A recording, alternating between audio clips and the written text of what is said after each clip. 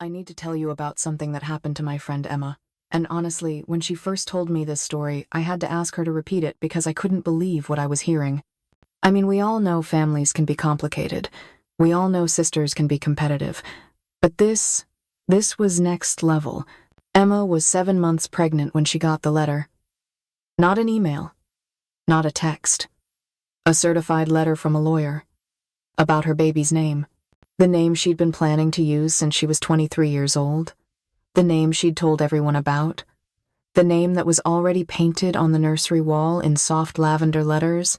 Her sister was suing her. Well, not suing exactly, but threatening to, because apparently her sister had trademarked the name. Trademarked it. Like it was a product. Like it was a brand of shoes or a tech startup. And now her sister wanted money. Wanted Emma to pay her to use the name for her own child, or else face legal action. I know what you're thinking. This can't be real. People don't actually do this. But they do. And Emma had to make a choice that would change her family forever. So let me back up and tell you about Emma and her sister Claire. They're 2 years apart. Emma's 32, Claire's 34. They grew up close the way a lot of sisters do. Shared a room until high school, borrowed each other's clothes, had each other's backs when kids at school were mean, all the normal sister stuff. But there was always this undercurrent of competition. Nothing toxic or so, Emma thought. Just the normal stuff. Claire was the academic one. Got straight. A's went to a prestigious college. Emma was the creative one, art school freelance design work. Claire got married first big wedding, 200 guests. Emma had a smaller wedding a few years later. Claire got the high-paying corporate job. Emma had the flexible career that let her travel. That kind of thing. The kind of comparison that happens in families whether you want it to or not. Emma never thought it was a problem. She thought it was just how siblings are. A little competitive, a little envious sometimes, but ultimately supportive. 10 years ago, Emma was 23 and in college. She was taking a literature class, and they were reading about mythology, Greek myths, Roman legends, all that classical stuff. And that's when she came across a name. I'm not going to tell you what the name is because honestly it doesn't matter. What matters is that Emma fell in love with it. It wasn't a common name. It was beautiful, meaningful, had this incredible story behind it, and Emma just knew. She knew that when she had a daughter someday this would be her name. She told everyone. Her parents, her friends, her roommates, her sister. She said, "When I have a daughter someday, this is what I'm going to name her." She wasn't secretive about it. She wasn't keeping it to herself until the baby came. She shared it proudly, happily. She wrote it in journals. She mentioned it at family dinners. She brought it up when friends were talking about baby names. For 10 years, this wasn't a secret. This was Emma's future daughter's name. Everyone knew it. Claire knew. Of course she knew. They'd had conversations about it. Multiple conversations over the years. Emma even asked Claire years ago if she minded if she'd ever wanted to use that name for her own future children. Claire said no, she had completely different names picked out. Traditional names, family names. She told Emma the name was perfect for her, that it suited Emma's personality. She was supportive, enthusiastic even. Claire even bought Emma a little silver necklace with the name engraved on it for Christmas 5 years ago. Emma wore it all the time. It was one of her favorite pieces of jewelry. A reminder of the daughter she'd have someday. Emma got married 3 years ago to David. He's a good guy. Stable, kind. Works in intellectual property law. They started trying for a baby about 2 years ago. It took a while. There were some complications, some miscarriages, some heartbreak. The kind of struggle that a lot of people go through but don't talk about. Emma and David went through it quietly, just the two of them dealing with the grief and the hope and the fear. But finally, she got pregnant. And the pregnancy stuck. 12 weeks. 20 weeks. 30 weeks. She was overjoyed. They both were. At the 20-week ultrasound, they found out they were having a girl. Emma cried. Happy tears. Because she'd been waiting for this moment for 10 years. She was going to have her daughter, her little girl. and she was going to give her the name she'd been dreaming about. She called her family immediately, told her parents, told Claire, said, "We're having a girl and we're going to use the name." Everyone was happy for her. Her mom cried, her dad got emotional. Claire said, "That's perfect, Emma. I'm so happy for you." Everything seemed fine. Everything seemed normal. Emma and David started preparing the nursery. They painted it a soft gray with white trim. They assembled the crib. They washed tiny clothes and folded them into drawers. And David painted the name on the wall above the crib in beautiful script letters. The name. Emma's name. Their daughter's name. 7 months into the pregnancy, Emma and David started finalizing everything. Birth plan. Hospital bag. Legal paperwork. They wanted to add the baby's name to their will, to some insurance documents, to beneficiary forms. Standard stuff that responsible parents do. David works in intellectual property law, so he's careful about these things. He decided to do a quick trademark search, not because he was worried, but just out of habit, just curiosity. He wanted to see if there were any major brands with the name that might make life difficult for their daughter later. You know, like if there was a huge company with that name and kids might tease her about it. He typed the name into the trademark database, and he stared at his screen for a long time. The name was trademarked.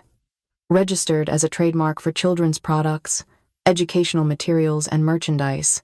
Filed 2 years ago by Claire Michelle Thompson, Emma's sister.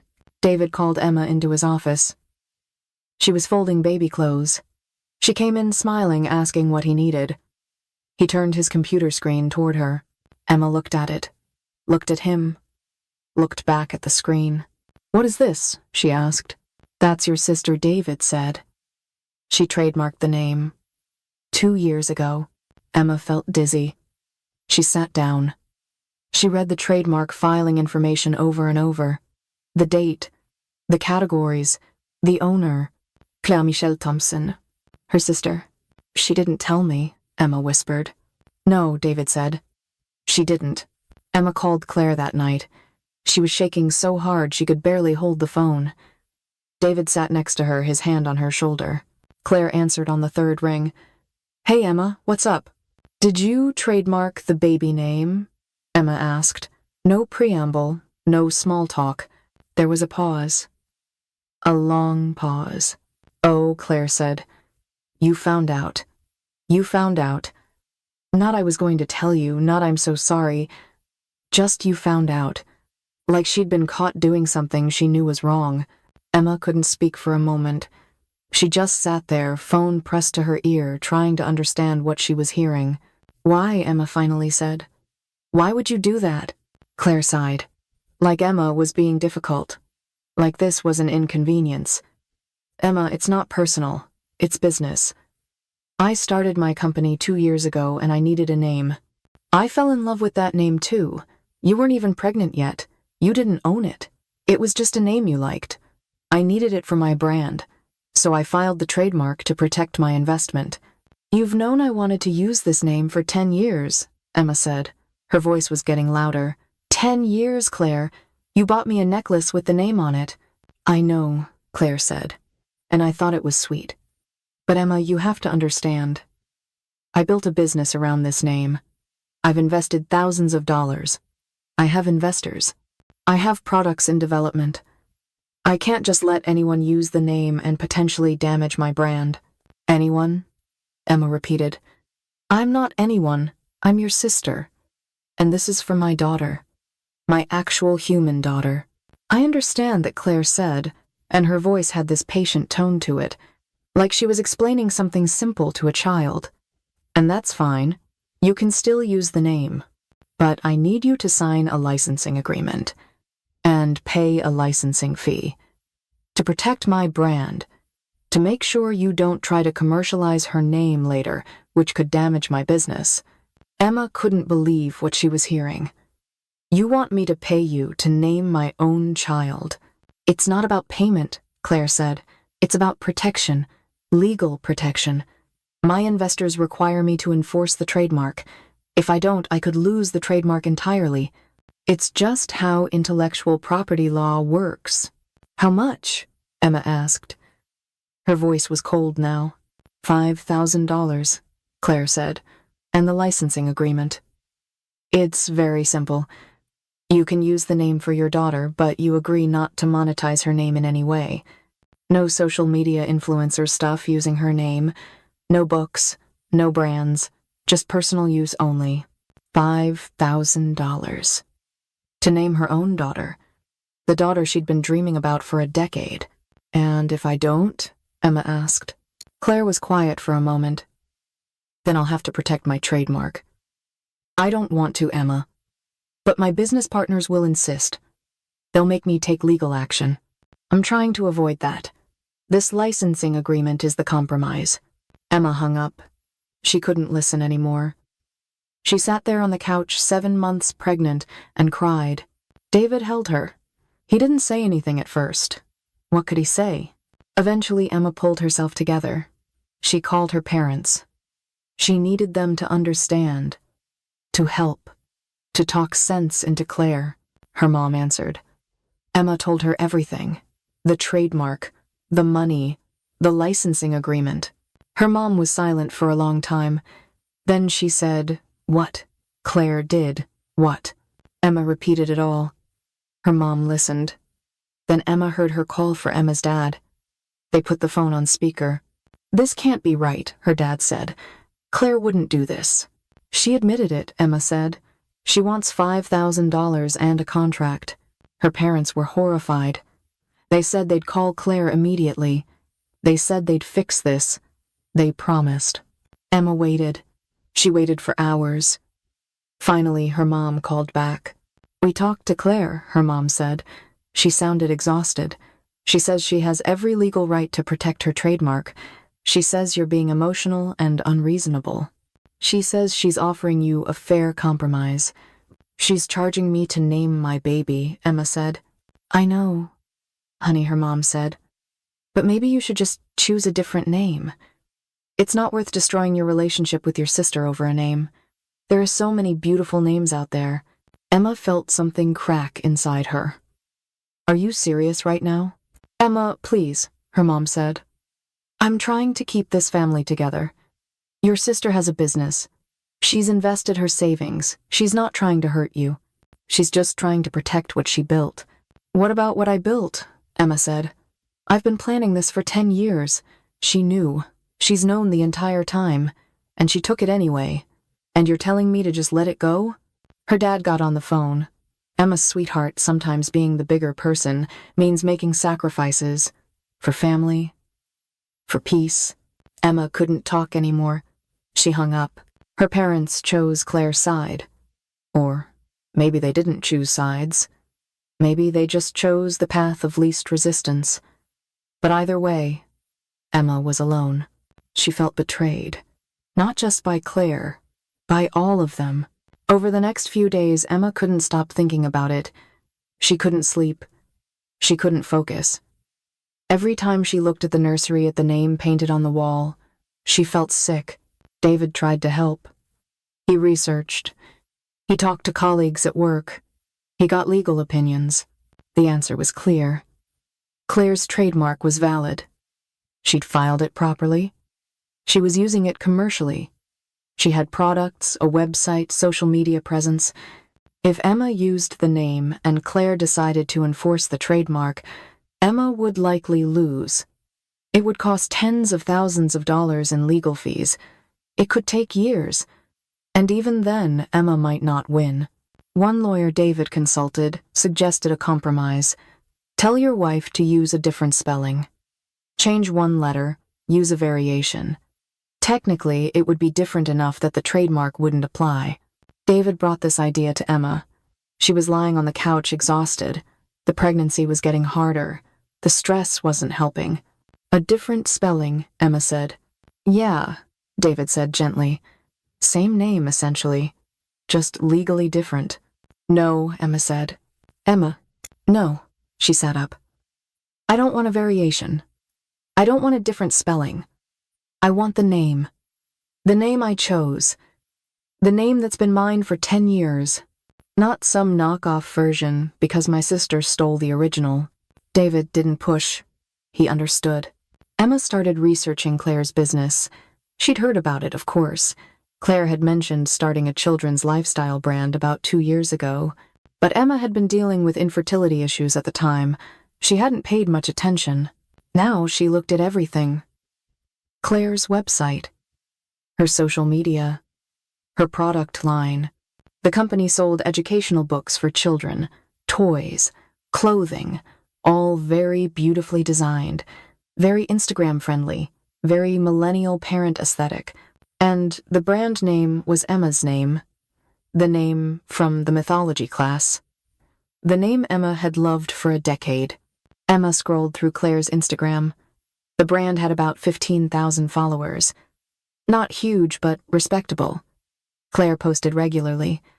Beautiful photos of products, quotes about parenting, stories about the inspiration behind the brand.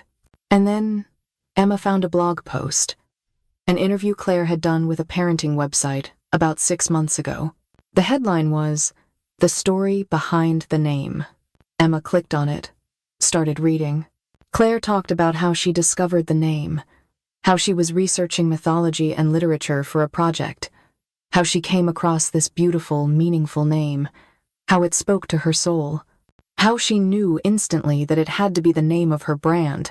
She told Emma's story. The literature class, the mythology, the connection, the meaning, but she told it as her own story. She never mentioned Emma. She talked about the moment I discovered it, and how it changed my life, and the personal connection I have to this name. She'd stolen Emma's story. Not just the name, the entire narrative. Emma felt like she was watching someone wear her skin. She kept reading.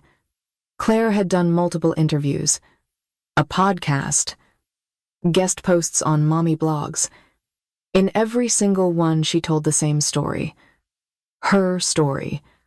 Except it wasn't her story. It was Emma's. Emma showed David. He looked at the articles, his face getting harder. "This is fraud," he said. "No," Emma said. "It's just lying. There's no legal recourse for being a liar." She felt hollow. Empty. Like everything she'd been holding on to for 10 years had been taken and repackaged and sold back to her. Claire's business partner reached out a week later. His name was Marcus. He sent Emma a friendly email, said he understood this was difficult, said he wanted to help broker a compromise. He offered to reduce the licensing fee to $2,500, half price. Said they could work out a payment plan if money was tight. Emma didn't respond. Marcus emailed again. Said maybe they could skip the fee entirely. Just sign the agreement. Just promise not to commercialize the name. That's all they needed. Legal protection. Emma didn't respond to that either. Friends started weighing in. Emma had told a few close friends what was happening. Some were outraged on her behalf. Said Claire was horrible. Said Emma should fight. Others were more cautious. Said $5,000 wasn't that much in the grand scheme of things. Said, was it really worth destroying the family over a name? Said there were so many beautiful names out there. One friend said, "Look, I get it. But at the end of the day, Claire did file the trademark first. Legally, she has the right. Maybe you should just let this one go." Emma stopped talking to that friend. The stress was affecting her pregnancy. She started having contractions. Not labor, but Braxton Hicks contractions. Painful, frequent.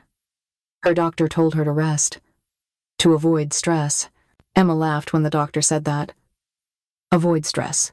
Sure, easy. She was lying in bed one night. David was asleep next to her. It was late, maybe 2 in the morning. Emma couldn't sleep. The baby was kicking. Strong, insistent kicks. Emma put her hand on her belly, felt her daughter moving inside her. She thought about what she would tell this little girl someday. Would she tell her that Mommy gave in, that Mommy paid Aunt Claire for permission to name her, that Mommy signed a contract, promising not to use her daughter's name for anything meaningful?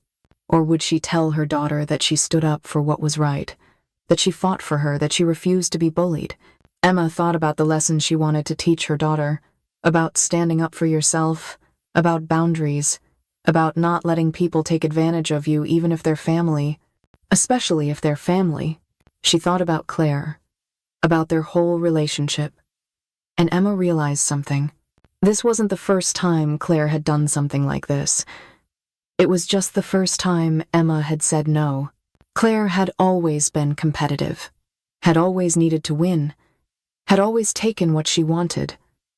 Emma had always smoothed things over, had always been understanding, had always accommodated. When they were kids, Claire used to take Emma's toys, say they were hers. Their mom would make Emma share. She's your sister. Be nice. In high school, Claire dated a boy Emma had a crush on. Claire knew Emma liked him. She dated him anyway. Emma said it was fine. It was. In college, Claire borrowed money from Emma. A lot of money. Emma had been saving for a trip. Claire needed it for rent, she said. She never paid it back. Emma never asked.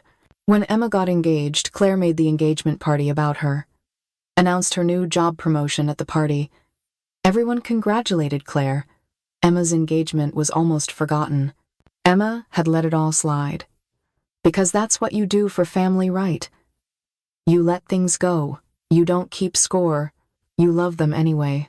But this was different. This was Emma's daughter, her future, her dream, and Claire had taken it, knowing exactly what it meant to Emma, knowing it would hurt her, taking it anyway. Emma made a decision that night. Lying in bed, feeling her daughter kick, she knew what she had to do. She was going to use the name, without Claire's permission, without paying, without signing anything, and whatever happened after that, she'd deal with it. The next morning, Emma texted Claire, "I'm naming my daughter the name. I'm not paying you. I'm not signing anything. This name was mine first. Morally, if not legally. And I'm done pretending that what you did was okay." Claire responded within minutes. "Then you leave me no choice. My lawyer will be in touch." Emma blocked her number. She felt scared. She felt powerful. She felt both at the same time.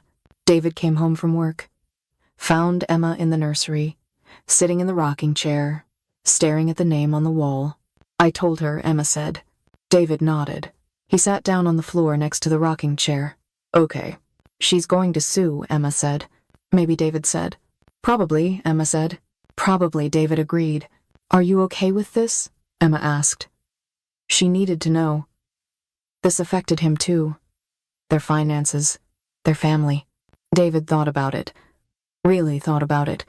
Then he said, "Yeah, I am. Because you're right. This is wrong. What she did was wrong. And I don't want our daughter growing up thinking we paid someone to name her. I don't want her to carry that story." Emma started crying. Relief. Fear. Gratitude. Everything. 2 days later, Emma went into labor. 5 weeks early. The stress, the doctor said. Sometimes stress triggers labor. Emma and David rushed to the hospital. The labor was fast. Intense. Scary because it was early. But okay. The baby was okay. Emma gave birth to a healthy baby girl. 5 pounds 8 ounces. Tiny, but perfect. They placed the baby on Emma's chest. Emma looked at her daughter for the first time. All the pain, all the fear, all the stress melted away. "Hi, baby," Emma whispered. "I'm your mom." The nurse brought the birth certificate paperwork. Emma filled it out. Her hand shaking, but determined. She wrote the name she'd chosen 10 years ago, the name painted on the nursery wall, her daughter's name. Emma's parents came to visit the next day. They walked into the hospital room. Emma was sitting up in bed holding her daughter. The baby was sleeping. Perfect tiny face, little rosebud mouth. Her mom cried when she saw the baby. Happy tears. She reached for her granddaughter. Emma handed her over carefully. "She's beautiful," her mom whispered. "Absolutely beautiful." Her dad kissed Emma's forehead. "You did so good, sweetheart." The nurse had written the baby's name on a card and taped it to the bassinet. Emma's mom saw it. She froze. "Emma," her mom said quietly, "you used the name." "Yes," Emma said. "But I used the name," Emma repeated. "It's her name. It was always going to be her name." Her dad looked at her mom, looked at Emma. "Honey, are you sure about this?" Claire said. "I don't care what Claire said," Emma interrupted. She wasn't angry. She was calm, certain. "This is my daughter. This is her name. And I'm not asking anyone's permission." Her parents didn't know what to say. They stayed for a few hours, held the baby, took pictures, but there was tension in the room. Unspoken worry. They left eventually, promised to come back the next day. Emma and David stayed in the hospital for 3 days. Standard for early births. They wanted to make sure the baby was feeding well, gaining weight, breathing properly. On the 3rd day, while Emma was nursing the baby, David got an email on his phone. He looked at it. His face went pale. What Emma asked. David didn't answer right away. He read the email twice. Then he looked at Emma. "It's from Claire's lawyer," he said. Emma's heart sank. "Already?" "Yeah," David said. He sounded tired. "They filed a cease and desist letter and an injunction request. They're trying to legally prevent you from using the name." Emma looked down at her daughter. 3 days old. Sleeping peacefully in her arms. Already had a name. Already was responding to that name. "Let me see," Emma said. David handed her his phone. Emma read the email. Legal language. Trademark infringement. Commercial damage. Demanding that Emma cease use of the name immediately. Threatening further legal action. Emma should have felt scared, should have felt panicked. Instead, she laughed. Not a happy laugh.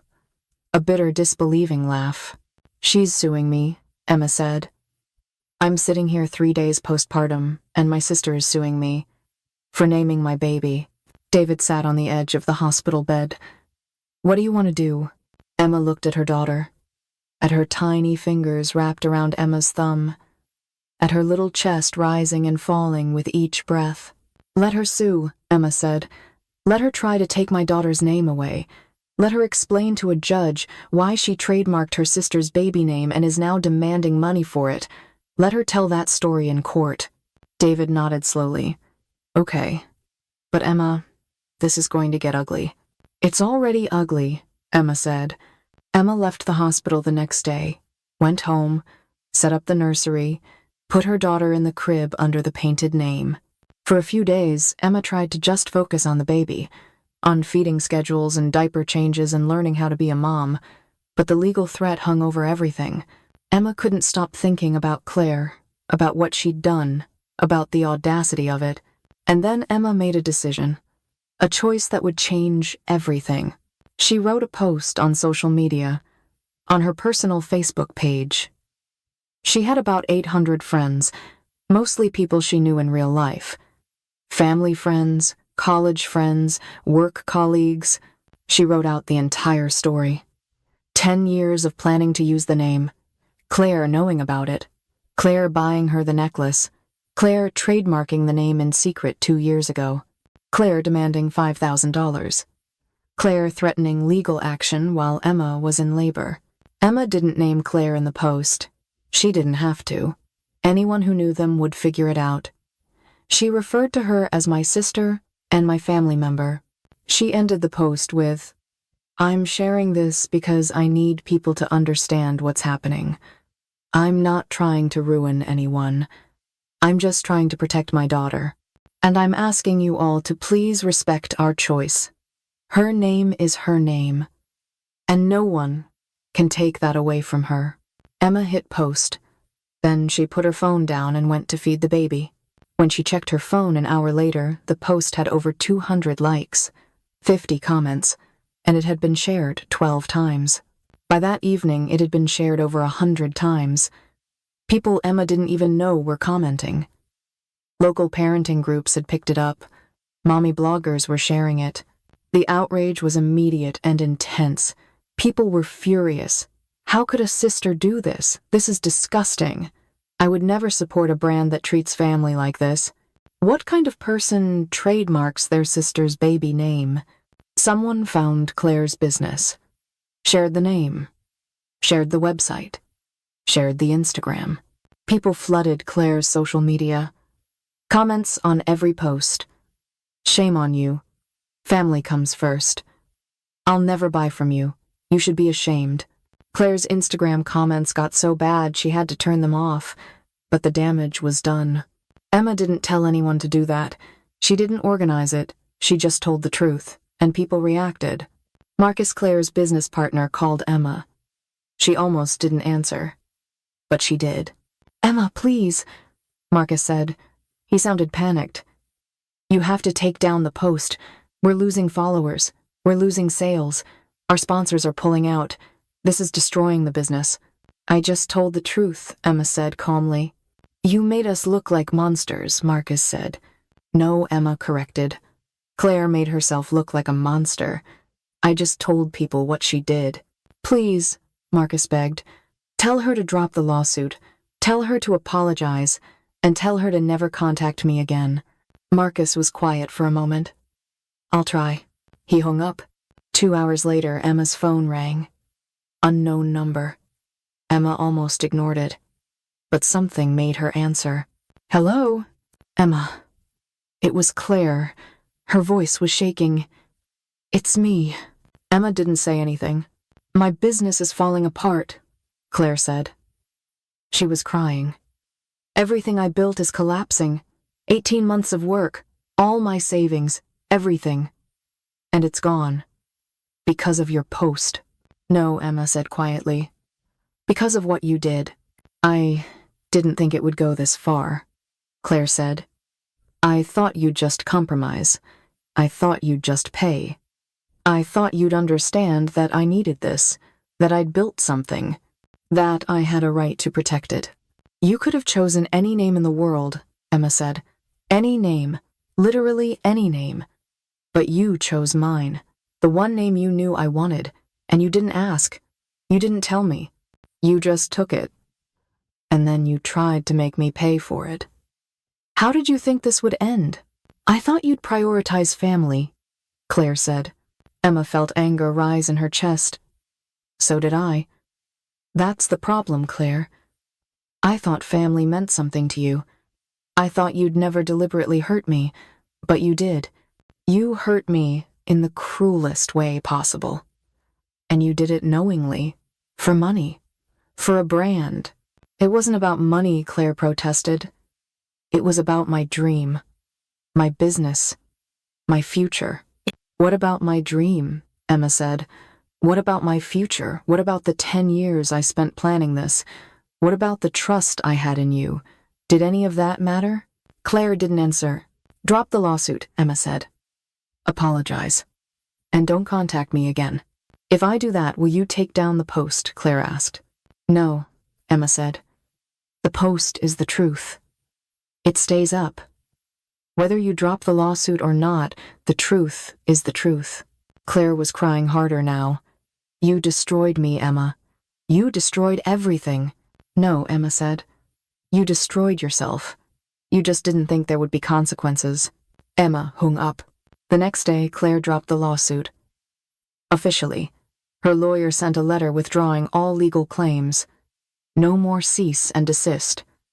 No more injunction. No more threats. Claire also posted a public apology on the business Instagram. It was carefully worded, probably written by a lawyer or a PR person. "I want to apologize for any hurt I've caused my family during a difficult time. I recognize that my actions have been hurtful, and I deeply regret that. I'm committed to making things right. As part of that commitment, I'm announcing that our brand will be renamed. We'll be unveiling our new name next month. Thank you for your patience and understanding during this transition." The comments on the apology were mixed. Some people accepted it. Others said it wasn't enough. Some said Emma had gone too far with the public post. Emma read it once. Then she deleted the social media apps from her phone. She didn't need to see any of it anymore. It's been 4 months since Emma gave birth. Her daughter is thriving, healthy, happy, growing so fast. The name fits her perfectly, Emma can't imagine her daughter being called anything else. Claire's business survived. Barely. She rebranded, chose a new name, lost a lot of followers and customers, but not all of them. The brand still exists. Smaller, quieter. Emma and Claire haven't spoken since that phone call. Not a word, not a text, nothing. Their parents are devastated. They keep trying to broker reconciliation, family therapy, mediation, holiday dinners where everyone can make peace. Emma's mom calls every week. She apologized, Emma. She dropped the lawsuit. Can't you forgive her? And Emma says the same thing every time. I can forgive her someday. Maybe. But I can't forget. And I can't pretend we're okay when we're not. She betrayed me in a way that's unforgivable right now. And I need time. Maybe forever. Her dad tries too. Emma, sweetheart, family is everything. Don't let this destroy your relationship with your sister. Emma says she destroyed it. Not me. I just refuse to pretend it wasn't destroyed. So, here's what I keep thinking about. This story isn't really about a name. It's about betrayal. It's about what happens when someone you trust sees an opportunity and takes it knowing it will hurt you. Claire had 10 years to tell Emma the truth. 10 years to say, hey, I know you love this name, but I want to use it for my business. How do we navigate this? They could have talked about it. They could have compromised. They could have found a solution that didn't involve lawyers and money and ultimatums. Instead, Claire did it in secret, filed the trademark, built her brand, created this whole narrative around the name. And then only when Emma was 7 months pregnant, and couldn't easily change her mind, presented her with a bill and a contract. That's not a misunderstanding. That's not a mistake. That's a choice. A deliberate choice to put business ahead of family, to put money ahead of relationships, to take something that didn't belong to you and then charge the original owner to use it. And Emma made a choice too. She chose to fight. She chose to stand up for herself. She chose to use the power she had, which was the truth and the court of public opinion, to protect herself and her daughter. Was it the right choice? I don't know. Some people think Emma went too far with the social media post, that she should have kept it private, that she destroyed Claire's business out of spite. But here's the thing. Claire had already taken legal action. She was trying to use the courts to force Emma to comply. Emma just used a different kind of power. She told the truth publicly. And people reacted the way people naturally react to injustice. With outrage, with boycotts, with social consequences. Maybe that was fair. Maybe it wasn't. But it was Emma's choice to make. Emma's life has moved on. She's focusing on her daughter, on her marriage, on healing from what happened. She told me that sometimes she looks at her daughter and feels sad. Sad that her daughter will never have a relationship with her aunt. That there will always be this story, this wound at the center of their family. That family gatherings will forever be awkward or impossible. But then she remembers what it felt like to be 7 months pregnant and receive that certified letter. To feel powerless. To feel betrayed by someone she loved. And she knows she made the right choice. Her daughter will grow up knowing that her mother fought for her, that her name means something, that it was chosen with love, defended with courage and given freely, not purchased under duress, not compromised away for family peace, not surrendered because it was easier. Emma says she doesn't regret it. Not the decision to use the name, not the social media post, not the outcome. But she does grieve. She grieves the sister she thought she had, the one who would have been happy for her, the one who would have been at the hospital holding her niece, crying happy tears celebrating the baby's arrival. That sister never existed. Or maybe she did once, and somewhere along the way, competition and ego and money changed her. Emma says the hardest part is that Claire probably still doesn't understand what she did wrong. She probably still sees herself as the victim. The sister whose business was destroyed by an overreaction. The one who was just trying to protect what she built. Claire probably doesn't see the betrayal, the cruelty, the calculated nature of what she did, and that's why Emma can't reconcile with her. Because you can't reconcile with someone who doesn't understand what they did wrong. So was Emma the asshole. I've thought about this for weeks. And here's what I think. Sometimes protecting yourself means hurting someone else. Sometimes standing up for what's right means relationships end. Sometimes the cost of your principles is high, but the cost of giving them up, that's higher. Emma named her daughter, and in doing so she taught her the first lesson of her life. You don't pay people for what's already yours. You don't reward betrayal. And you don't compromise on who you are. Not even for family. Especially not for family. Because if the people who are supposed to love you most are the ones asking you to diminish yourself, asking you to surrender your dreams, asking you to pay for things that should be freely given, then maybe the relationship wasn't worth saving in the first place. I don't know if that makes Emma right, but it makes her honest. And in a situation where someone trademarked her baby's name and then sent her a bill, honestly, I think that's all any of us can be. We'd all like to think we'd do the noble thing. The family thing, the peaceful thing. But when someone you love betrays you, that deeply nobility feels a lot less important than justice. Emma got her justice. She got to name her daughter. And Claire got hers too. Social consequences for antisocial behavior. A lesson that actions have repercussions. Is their family broken? Yes. Maybe forever. And that's sad. Really sad. But some things once broken can't be fixed. Not with apologies, not with time, not with mediation. Some betrayals are just too deep. Emma chose her daughter over her sister, her future over her past, her truth over family peace. And honestly, I think most of us would do the same.